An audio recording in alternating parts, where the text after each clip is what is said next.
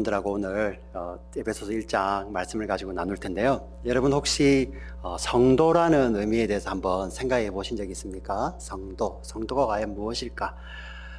우리 한국 사람들은 사람 이름 부르는 것이 익숙하지가 않죠. 미국 교회 가면은 그냥 이름 부르죠, 그죠? 뭐 장로님이든 뭐 집사님이든 웬만하면 자기 아버지 빼고는, 아버지 어머니 빼고는 다 이름 부르잖아요, 그죠? 그래서 이제 큰 아버지도 그냥 이름 부르죠. 아버지 빼고는, 데디 빼고는.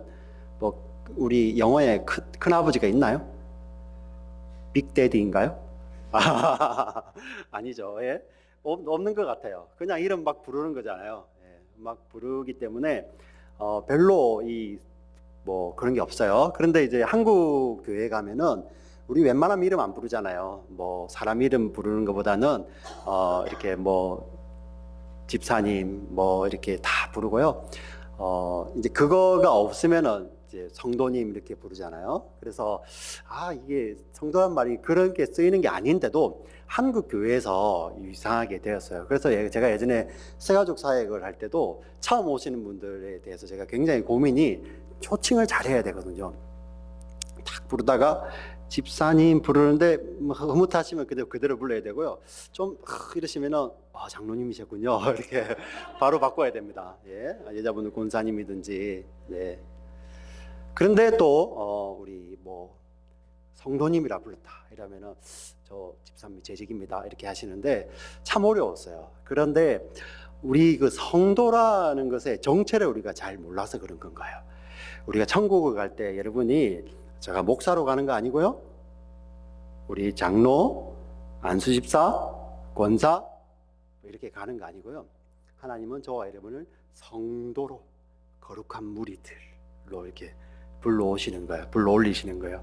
그래서 영어로 보니까 이 성도라는 말이 saints라는 말을 쓰죠. saints. 그래서 어떤 성경에서는 holy saints, 저와 여러분을 향해서 거룩한 무리들, 거룩한 성도들이라고 이야기를 합니다. 왜 이렇게 우리 성도라는 말이 오용이 됐냐 보니까 캐톨릭에서도 이 성도를 오용했었습니다. 캐톨릭에서는 사람이 죽고 나면은 그 사람의 모든 그 삶을 이밸류에 대해서 이 사람이 정말 도덕적으로 고귀한 삶을 살았고 그것으로 또 모자라서 플러스 어떤 게 있어야 되냐면은 하나님의 이적이 나타나야 돼요. 기적, 미러클이 나타나야 되는데 그 사람이 기적을 일으키지 않더라도 그 사람으로 말미암아서 기적이 생겼다. 그 기적에 대한 responsibility가 있다는 것을 증명을 해야 돼요. 그래서 두 가지 이상이 되어야지 그 사람을 saints라고 칭합니다. 그래서 사람이 죽고 나면은 캐톨릭에서는 그런 노력을 하죠. 그죠? 그래서 특별히 교황들이 죽고 나면은 이 사람은 saints였다. 이렇게 붙이기도 한다는 것입니다. 그래서 심지어는 그 뭐죠? 홀리 세인트 버나드 걔한테도 붙여놨죠. 그 뭐냐면은 사람의 생명을 수십 명 구했다. 이거는 기적이다. 뭐 이렇게 해서 붙였는데요. 오용이 되고 있는 것입니다. 우리 한국 교회 내에서도 이 성도라는 말을 오용하고 있고요. 세상 사람들도 성도라는 말을 오용하고 있는 것입니다. 어떤 기준을, 도덕적인 기준을 지킬 때 성도라 말하는 것이 아니고 성경은 어떠한 무리들을 향하여서 하나님께서 성도라고 이야기를 하는데요. 그 내용을 보니 하나님께서 거룩하게 구별하시고 하나님의 그 거룩을 만족시키는 무리로서 불러댄 무리들 성도라고 이야기를 하는데 오늘 우리가 이 말씀을 통해서 과연 성도가 어떤 건지를 저와 여러분이 한번 살펴보기를 원합니다. 여러분 구약 성경에 보면은 성물이라는 표현이 드러납니다. 거기도 물건 앞에도 거룩하다라는 홀리라는 물건 앞에 이름을 붙였어요.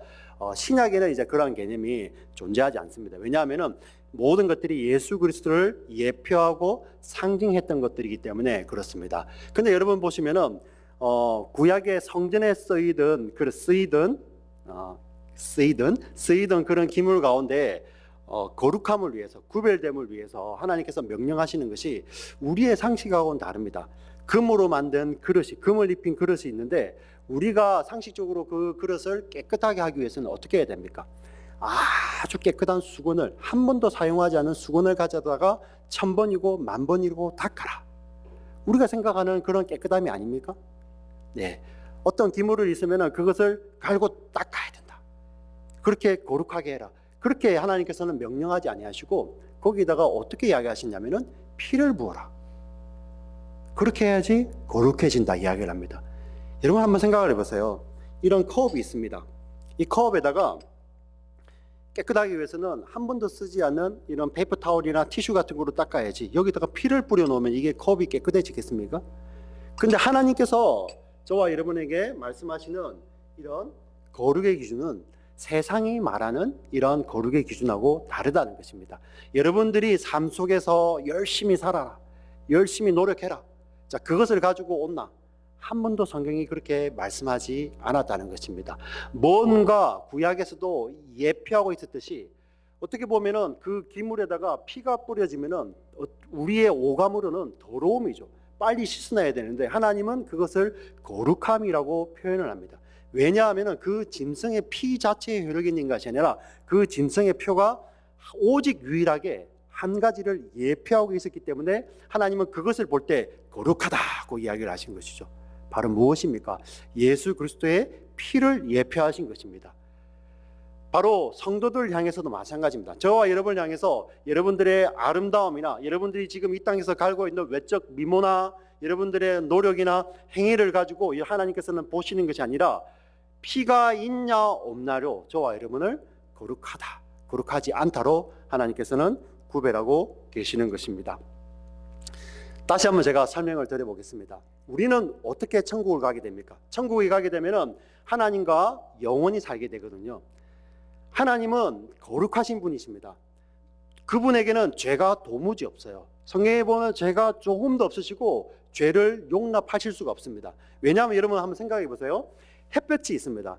햇볕이 있는데 여러분 어떤 숲을 가시다가 돌 같은 거 있죠. 돌을 탁 뒤집어 엎으면은 거기에 이상한 벌레들이 있지 않습니까? 해를 싫어하는 벌레들.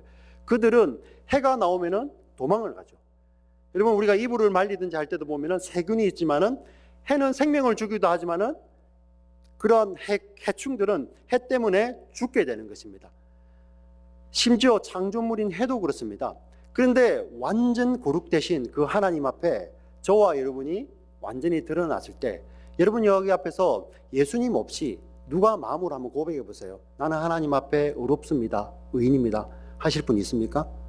여러분 평생을 모태신앙으로 70년 80년 살아오신 분들 예수님을 걷어내시고 하나님 저 정도면 괜찮잖아요, 이렇게 마음으로 하나님 앞에 말씀하실 분 있으십니까? 없다는 것입니다.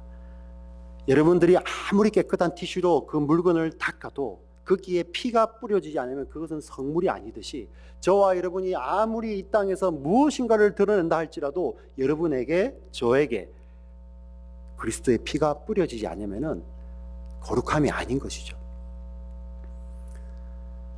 생각을 해보십시오.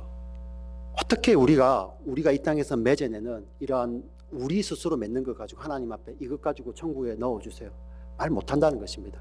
그리고 우리는 그 천국에서 영혼을 보내야 되는데 하나님의 그 거룩하심 앞에 우리가 이렇게 죄를 가지고 나서는 우리는 소멸할 수밖에 없는 것이죠. 소멸될 수밖에 없어요. 하나님의 속성이기 때문에. 그렇기 때문에 우리는 거룩한 자들, 하나님께서 불러내셨고 거룩하게 하신 분들만, 그 무리들만 천국에서 하나님을 영원히 찬양하고 하나님의 말씀을 따라 살고 하나님의 그 풍성하심을 누리면서 영광을 돌리는 찬양의 삶을 사는 천국을 살아가는 것이고, 하나님이 주신 거룩이 없는 자들은 그 하나님의 그 소멸하신 불 앞에서 지옥에서 오감을 가지고 오성을 가지고 영원히 지옥불에서 고통당하는 것입니다. 그렇기 때문에 성경은 우리의 죽음을 끝이라고 이야기를 안 합니다. 세상은 어떻게 이야기를 하냐면 영생의 반대말을 죽음이라고 이야기를 하는데요, 오히려 성경은 이 죽음은 시작이라고 이야기해요. 어떤 새로운 삶의 시작. 무엇입니까? 영생이냐 영벌이냐를 가르는 그 순간을 죽음이라고 하죠. 이 죽음이 때로는 어떻게 저와 여러분 이 땅에 예수님이 이 땅에 임하시게 되면 우리가 죽음을 맛보지도 않을 수 있습니다. 그러나 우리의 생전에 예수님이 오실지 아니면 우리의 사후에 오실지는 우리가 모르기 때문에 영생과 영벌의 우리 갈림길은 죽음이라는 것에서 나누어지게 되는 것이죠. 하나님과 함께 영혼을, 그 거룩하신 하나님과 함께 영혼을 보낼 것이냐, 아니면은 그 거룩하신 하나님의 그 거룩한 속성 때문에 우리는 하나님이 없는 곳에서 영벌의 고통 가운데 있을 것이냐, 그러한 나눔이 있다는 것입니다. 그런데 하나님께서는 그 하나님과 영원히 보낼 그런 거룩한 무리들을 불러내고 있는 것이죠. 오늘 우리가 이 말씀을 통해서 한번 살펴보도록 하겠습니다. 지금 이 자리에 우리가 그 하나님 앞에서 하나님께서 어떤 거룩을 요구하실 때 누가 하나님 앞에서 있습니까? 혹시 드러내실 분? 하나님 이 정도면은 없어요. 왜 그러냐면은 성경은 모든 사람이 죄인이라고 이야기를 합니다. 로마서 3장 23절에 보면은 모든 사람이 죄를 범하였음에 하나님의 영광에 이르지 못하더니, 여기에 보면은 우리에게는 가능성이 없는 것입니다. 성경에서는 그 죄인들에게 가능성을 두는 것은 그 죄인들은 스스로 구원할 수 없고, 죄인 대신에 어떤 의로운 자가, 전혀 죄가 없는 자가 그를 대속을 해줘야지 우리는 그 죄 없는 자가 와서 내가 저 사람 죄를 내가 대신하겠소, 대신 갚겠소 해야지 가능하다고 되어 있습니다. 그런데 우리 사람 가운데서는 아무도 없는 것이죠. 우리 사람을 대표할 수는 있지만은 대속할 수는 없는 것입니다. 우리 이것을 잘 설명드리면은, 여러분 여기에 보면은 자녀들이 있고요, 우리는 또 누군가의 자녀이지 않습니까? 우리가 자녀들을 키워보면은 우리가 잘 압니다. 그리고 지금 우리가 자녀가 없는 자들은 저와 여러분의 아버지 어머니가 그렇게 키웠습니다. 어린 자녀들이 병원에서 누워 있습니다. 큰 병으로 앓고 있습니다. 그럼 우리 부모들 대부분은 분명히 의사가 수술을 통해서 아이를 치료할 것을 압니다. 믿습니다. 그렇지만은 우리는 그러한 마음이 있죠. 아이고, 대신에 내가 대신 아프고 그냥 저 아이의 질병을 내가 대신 가져왔으면 좋겠다. 이것이 다 부모의 마음이지 않습니까? 근데 여러분 보세요. 내가 마음으로 그 사랑하는 자녀를 위해서 저 아이가 저렇게 고통당하고 아파하는데 분명히 나을 것입니다. 고통당하고 나을 것임에도 불구하고 지금 고통당하고 아파하고 있기 때문에 우리 부모들은 마음으로, 아니 저 아이가 앓는 병 그냥 내가 대신 앓고 저 아이는 지금 당장 나았으면 좋겠습니다. 그래서 우리가 하나님께 그렇게 기도도 하죠. 하나님, 저 아이가 앓는 병 그냥 내게 해주시고 아이는 낫게 해주세요. 이렇게 기도도 합니다. 그런데 그것이 그 아이의 병이 나에게 옮겨오고 그 병이 낫습니까? 이게 우리 인생이라는 것입니다. 부모조차도 그 약이 치료하고 의사가 치료하고 수술로 치료하는 그 병조차도 우리는 대신 가져올 수 없어요. 대속할 수 없지 않습니까? 근데 그 거룩하신 하나님 앞에 저와 여러분이 1대1로, 우리 자녀들뿐만 아니라 저와 여러분이 1대1로 그 거룩하신 하나님 앞에 1대1로 대면하였을 때 어느 누가 그 하나님의 거룩하심 앞에서 자유할 수 있겠습니까? 하나님, 저 이렇게 살았잖아요. 아무것도 없다는 것입니다. 왜? 모든 사람이 죄를 범하였기 때문에, 모든 사람이 죄인이기 때문에 내 부모도 나를 대속할 수가 없어요. 우리 여기 어린 자녀들 있습니까?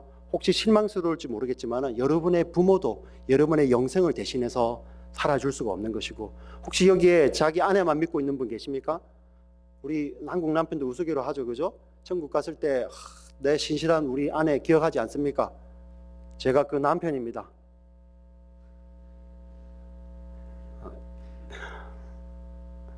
안 통한다는 것입니다. 안 통한다는 것입니다. 오직 대속의 은혜를 입어야 되는데 사람으로는 할 수 없죠. 내 부모도 할 수 없고 내 자식도 내 형제도 할 수 없는데 누굽니까? 오직 예수 그리스도. 그분은 하나님이셨습니다. 100% 하나님이셨습니다. 그런데 그분이 사람의 몸을 입고 찾아오셨습니다. 100% 사람이셨습니다.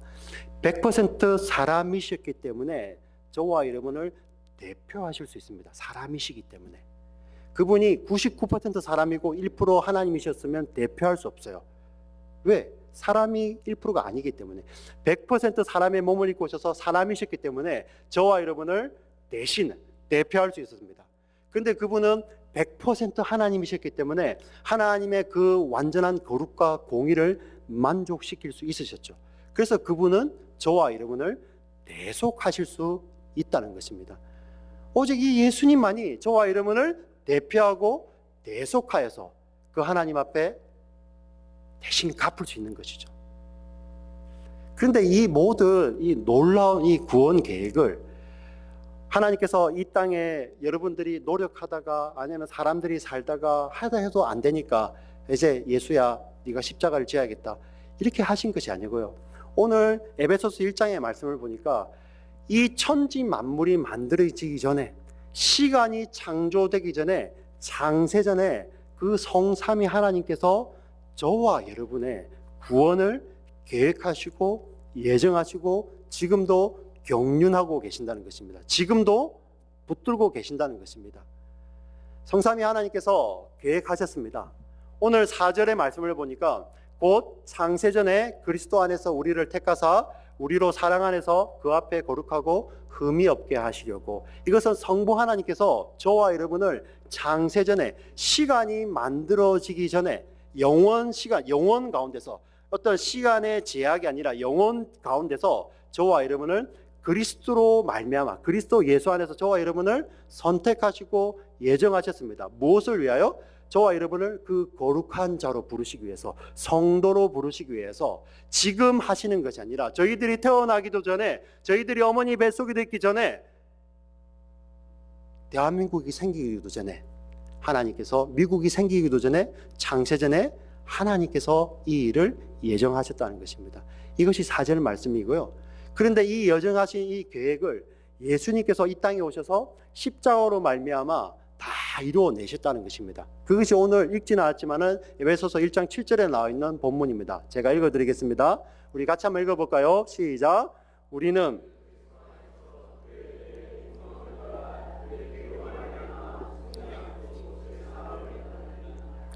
아멘. 예수님이 오셔가지고 그 하나님의 놀라운 계획들을 그 십자가로 말미암아 이루고 계시는 것입니다. 대속하신 것이죠. 이 일을 이루시고 계십니다. 그리고 이렇게 해서 끝나는 것이 아니라 성령 하나님이 이 성부, 성자, 성령 하나님의 이 삼위 하나님의 놀라운 계획하심과 인도하심과 예정하심과 경륜하심을 저와 여러분들에게 보증이 되셨다는 것입니다. 성령 하나님이 이제 영으로 저희들 속에 오셔서 저와 여러분 속에서 이는 내 보증이야 이렇게 인치고 계시는 것입니다. 그것이 13절 14절입니다. 같이 읽겠습니다. 그 안에서 너희도 진리의 말씀 곧 너희의 구원의 복음을 듣고 그 안에서 또한 믿어 약속의 성령으로 인치심을 받았으니 이는 우리 기업의 보증이 되사 그 얻으신 것을 속량하시고 그의 영광을 찬송하게 하려 하시는 것이라. 아멘. 여러분, 이 성부, 성자, 성령 하나님이 저와 여러분을 성도로 부르시기 위한 이 구원 계획이 지금 이 순간에 만들어져서 이루어지는 것이 아니라 이 세상이 만들어지기 전에, 창세전에, 시간이 창조되기 전에 이미 이것을 계획하시고 지금도 이루고 계시는 것입니다. 이것이 너무나도 중요한 진리입니다. 무엇이냐면은 영원히 불변하시고 전능하시고 그의 지혜가 다함이 없으신 하나님이 영원 속에서 계획하신 것은 영원 속에서 반드시 이루시는 것입니다. 그렇기 때문에 그 시간의 속에서 여러분의 어떠한 상황이나 어떠한 모양이나 여러분들의 환경이 어떻고 여러분들 형편이 어떻고 내가 지금 잘 못 살고 그러한 것에 근거를 두고 있는 것이 아니라 하나님의 그 신실하심에, 그 삼위 하나님의 그 신실하심에 근거를 두고 저와 여러분을 불러내고 계시는 것입니다. 여러분, 이 복음이 아닙니까? 만약에 나가 여러분 스스로의 믿음에 나의 구원의 근거가 있다고 하면은 여기서 누가 구원받겠습니까? 늘 넘어지지 않습니까? 늘 넘어지죠. 근데 그 믿음의 근거가 그 신실하신 하나님에 있다는 것입니다. 우리가 때로는 실패할 때도 있고요, 때로는 실수할 때도 있지만은 우리의 그 실패와 실수에도 불구하고 하나님은 그 구원 계획을 그렇게 바꾸시지 않고 포기하시지 않는다는 것입니다. 우리가 살면서 이럴 수 있죠. 이 놀라운 것이 깨달아지니까 와, 정말 내가 혹시 이렇게 여러분들 보시기에 좋은 어떤 선행이 드러났다. 자, 그러면은 이제는 그것이 내 것이 아닌 것이죠. 내 속에 계시는 예수님께서 이 일을 다 이루어내시구나. 그렇기 때문에 우리는 거기에 내 자랑이 나오는 것이 아니라 감사와 감격과 감동이 나오는 것입니다. 자, 그러면 때로는 여러분들 가운데서 우리가 실패할 수도 있죠. 그런 실패가 드러날 때 우리는 어떻습니까? 자, 그때도 우리는 절망하고 좌절하는 것이 아니라 이러한 내 모습에도 불구하고 하나님께서 계획하셨던, 하나님께서 우리를 구원하시는 그 구원으로 말미암아 나에게 구원이 주어지고 거룩이 주어지는구나. 이러한 감사함 때문에 정말 절망이 아니고 감사와 감동과 감격으로 바뀌게 되는 것입니다. 그래서 우리의 삶 가운데서 아름다운 열매를 맺어낼 때도 감사하는 것이고, 우리의 삶 가운데서 때로는 실패가 드러날 때도 절망이 아니라 감격함으로 그 예수 그리스도의 하나님의 은혜와 사랑 앞에 감사와 감격으로 나아간다는 것입니다. 이 모든 구원 계획을, 이 모든 것의 완성을 예수님께서 십자가에서 다 이루셨습니다. 그래서 예수님께서 그 마지막에 하시는 말씀이 It is finished입니다. 무엇이 finished 됐다는 것입니까? 하나님께서 창세전에 계획하셨던 그 모든 저와 여러분을 향한 구속 계획들이 십자가로 말미암아 성취되었다는 것을 말씀하시는 것이 It is finished고요. 저와 여러분이 갚아야 될 모든 죄의 값들을 하나님께서 다 치렀기 때문에 그 본문이 It is finished로 이렇게 번역이 되기도 하고 다 치렀다, It is paid in full, 다 치렀다, 이렇게 두 가지 의미를 가지고 선포되는 것입니다. 그러면 저와 여러분은 어떤 사람들입니까? 우리는 신분상 거룩한 성도들인 것입니다.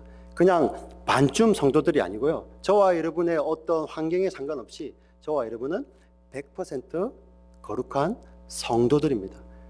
왜냐하면 이 성도들의 부르심은 저와 여러분에게 근거 있는 것이 아니고 그 성삼위 하나님의 계획과 작정하심과 예정하심과 성취하심에 있는 것이고, 그 계획들을 예수 그리스도로 말미암아 다 이루어내시고 성령이 저와 여러분에게 오셔서 보증이 되시기 때문에 우리는 100% 주님 앞에서, 주님 안에서 거룩한 성도들입니다. 그렇기 때문에 저와 여러분 지금 이 순간에도 하나님의 부르심을 받아도 우리는 주저함 없이 천국을 가게 되는 것입니다. 너가 어떻게 다 이루었지? 물으시면 어떻게 알겠습니까?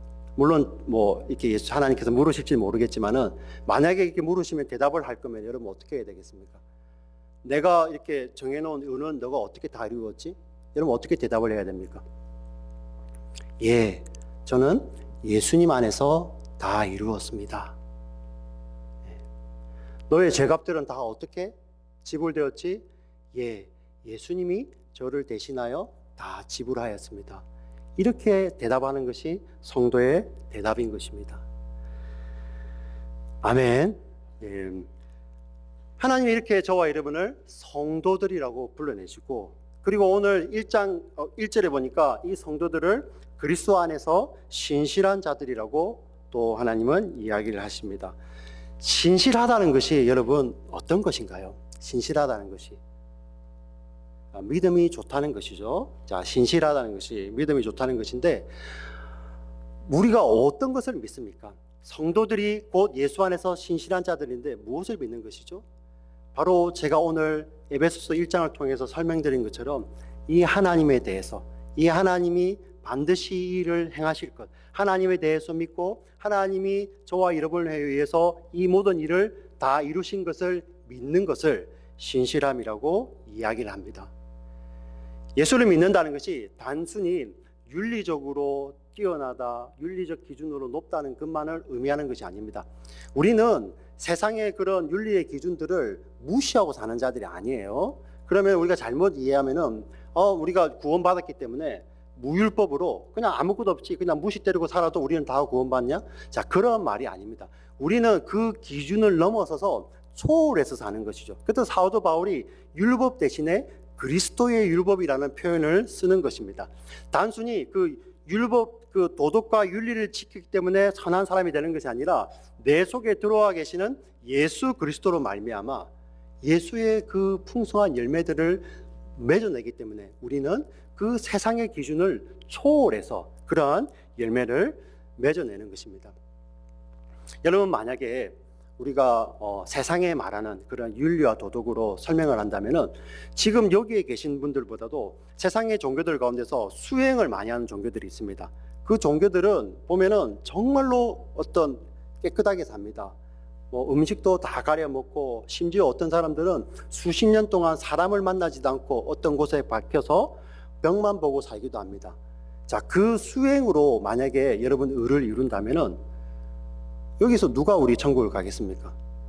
근데 그게 만약에 그러한 수행으로 여러분들에게 구원이 주어진다면 그것이 어떻게 복음이 되겠어요?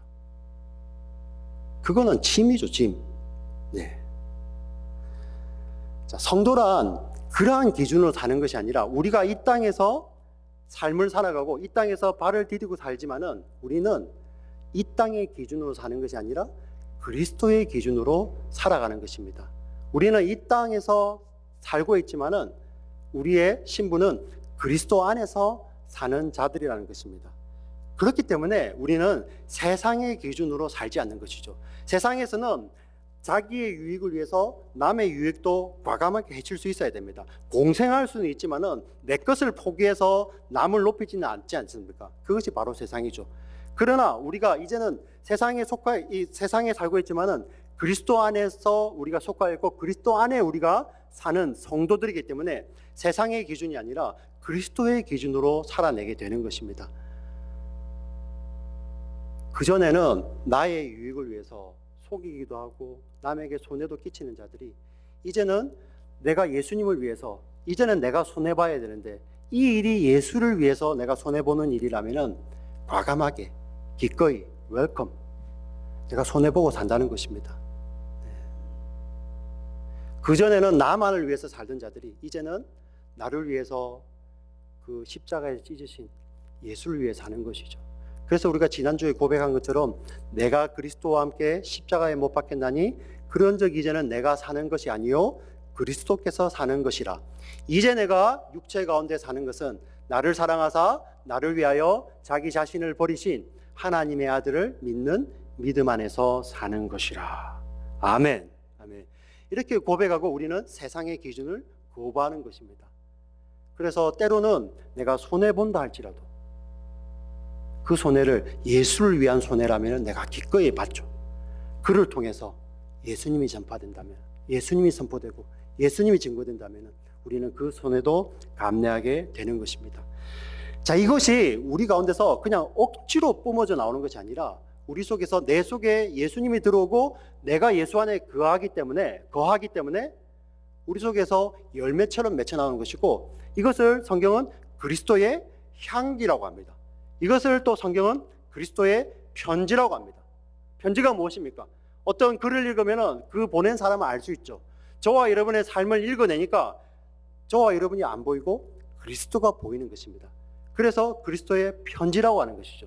이것이 우리의 억지로 되는 것이 아니라 장세전부터 계획하셨던 그 하나님의 그 놀라우신 은혜로 말미암아 저희의 삶 속에서 이루어지고 지금도 이루어지고 있는 것이고 그 하나님의 일하심이 저와 여러분의 삶 속에서 열매처럼 드러나게 된다는 것입니다.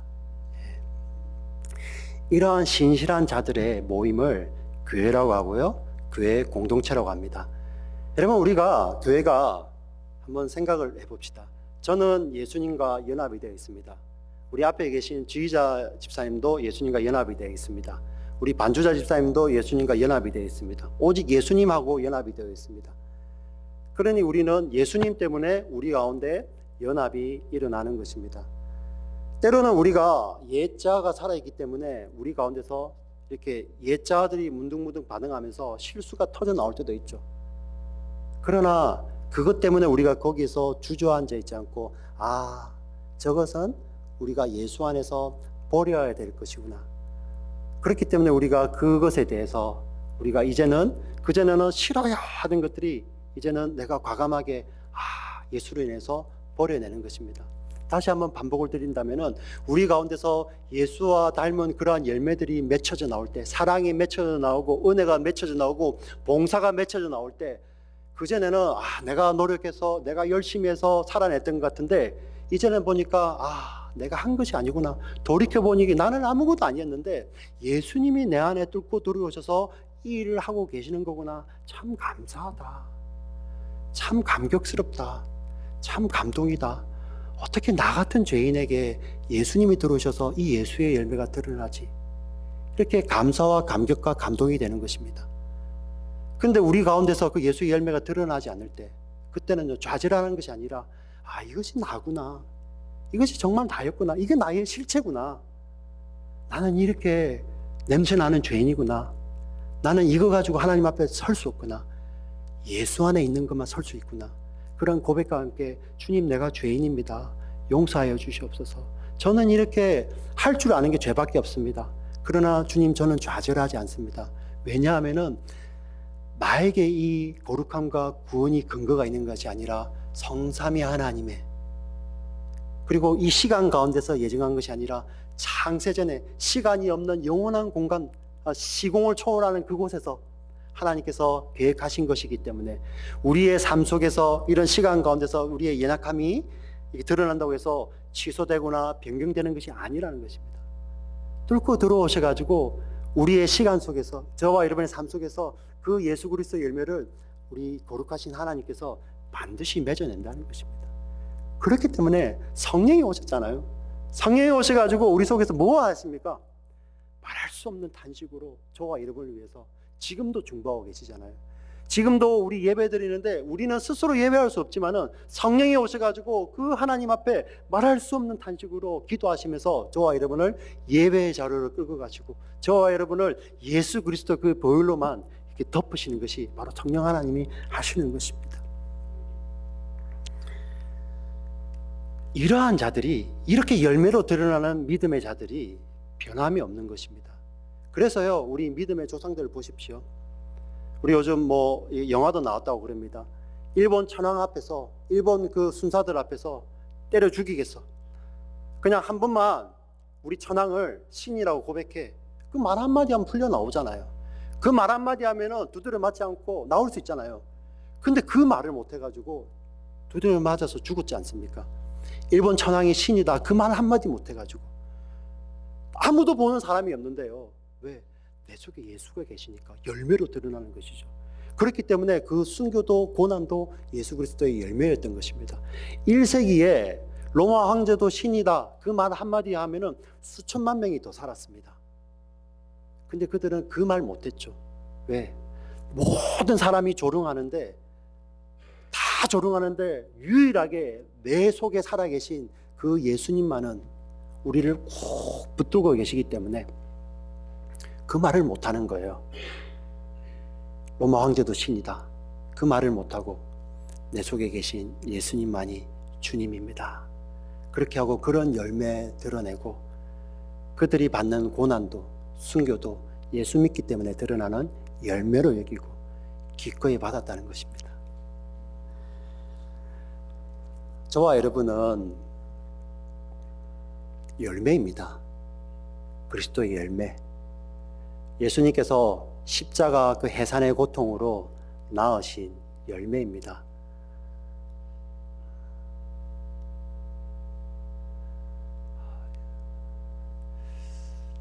금요일 날 새벽 예배를 마치고 아침을 먹으러 가는 길에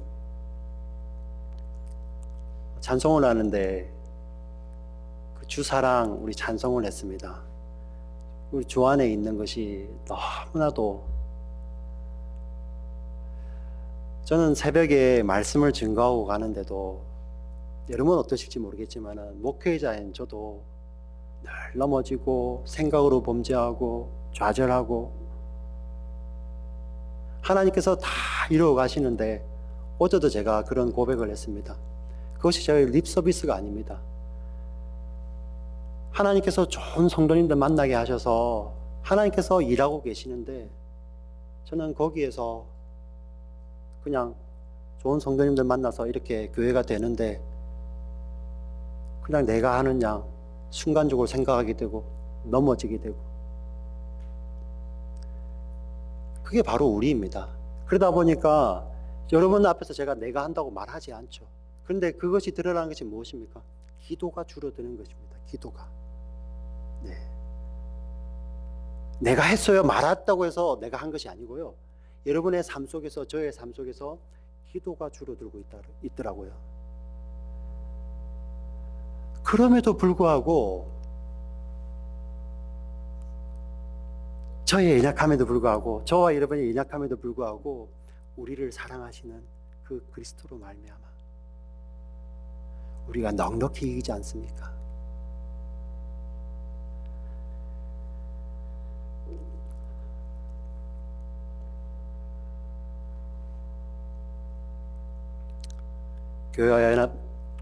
교회, 하나님의 교회, 하나님의 부르심을 입은 성도들, 그리스도 예수 안에서 신실한 자들은 예수 안에 살고 예수 안에 죽습니다. 예수와 연합되어 있기 때문에 우리는 교회 안에서도 예수님의 사랑과 은혜로 살아나게 됩니다. 우리가 세상에 나가서는 여러분 생각을 해보세요. 세상 사람들, 세상의 원리를 따라 살기 때문에 우리가 그들하고 어떻게 싸웁니까? 우리는 예수의 원리를 가지고 가기 때문에 때로는 손해보고 때로는 이렇게 불이익을 당하기도 하죠.